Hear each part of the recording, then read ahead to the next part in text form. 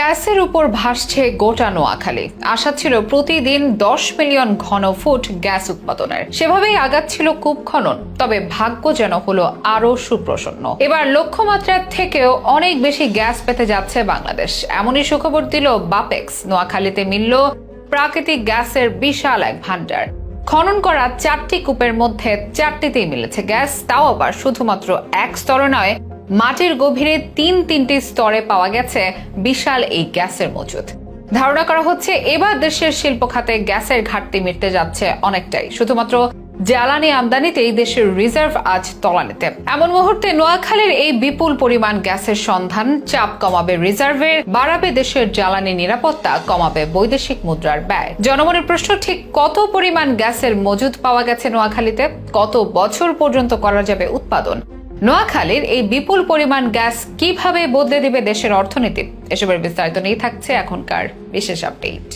বেশ কয়েক বছর ধরে জ্বালানি আমদানিতে হিমশিম খাচ্ছে বাংলাদেশ। 50 বিলিয়নের রিজার্ভ জ্বালানি আমদানি করতে করতে আজ 15 বিলিয়নের আশেপাশে রয়েছে রেড জোনে। জ্বালানির অভাবে বিদ্যুৎ খাতে বেড়েছে লোডশেডিং, শিল্পে কমেছে উৎপাদন। এজন্য দেশীয় উৎস থেকে জ্বালানি উৎপাদন বাড়াতে দীর্ঘদিন ধরে চেষ্টা করে যাচ্ছিল সরকার, কঠোর পরিশ্রম করছিল বাপেক্স। এবার যেন তারই সুফল পেতে যাচ্ছে বাংলাদেশ। নতুন বাংলাদেশের পথ চলার শুরুতেই সুখবর দিল বাপেক্স। নোয়াখালীতে মিলল গ্যাসের বিশাল মজুদ। সোনাইমুড়ি উপজেলার অম্বরনগর ইউনিয়ন খননকৃত বেগমগঞ্জ 4 কূপের 3টি স্তরে মিলেছে জ্বালানি গ্যাস। এই কূপ থেকে দৈনিক 10 মিলিয়ন ঘনফুট গ্যাস জাতীয় গ্রিডে যুক্ত হবে বলে ধারণা করছে বাপেক্স। 12 আগস্ট সোমবার রাত 8:30টায় গ্যাস কূপ পাওয়ার বিষয়টি নিশ্চিত করে বাপেক্স কর্তৃপক্ষ।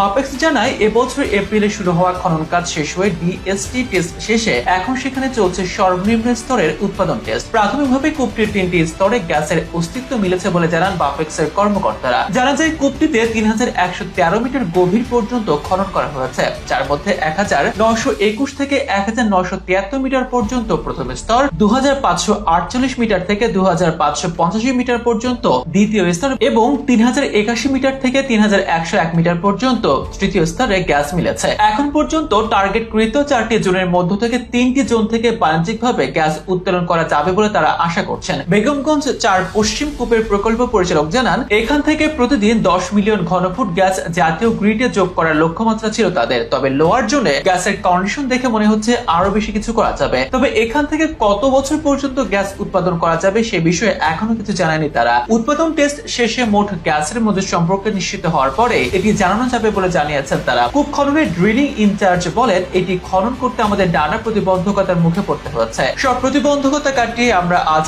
আলোর মুখ দেখেছি। একসময় গ্যাস কূপ খননের কাজে বিদেশি শ্রমিক ও কর্মকর্তারা যুক্ত থাকতো, তবে এখন তার পরিবর্তন হয়েছে। এই কূপ খননের সঙ্গে জড়িত প্রায় 2 শতাধিক কর্মকর্তা কর্মচারী সবাই বাংলাদেশের। এটিও আমাদের জন্য অনেক আনন্দের বলে জানান তিনি। জানা যায়, 1976 সালে বেগমগঞ্জ 1 ও 1978 সালে বেগমগঞ্জ 2 গ্যাস কূপ খনন করা হলেও সেগুলো থেকে গ্যাস উত্তোলন করা সম্ভব হয়নি। 2014 সালে বেগমগঞ্জ 3 কূপ খনন করা হয় এবং সেখান থেকে এখনো প্রতিদিন 8 মিলিয়ন ঘনফুট গ্যাস ফেনী, নোয়াখালী, লক্ষ্মীপুর আঞ্চলিক সঞ্চালন লাইনে সরবরাহ করা হচ্ছে। নোয়াখালীতে গ্যাসের অস্তিত্ব থাকায় ভবিষ্যতে এখানে বেগমগঞ্জ 5 ও বেগমগঞ্জ 6 কূপ খননের পরিকল্পনা করেছে বাপেক্স।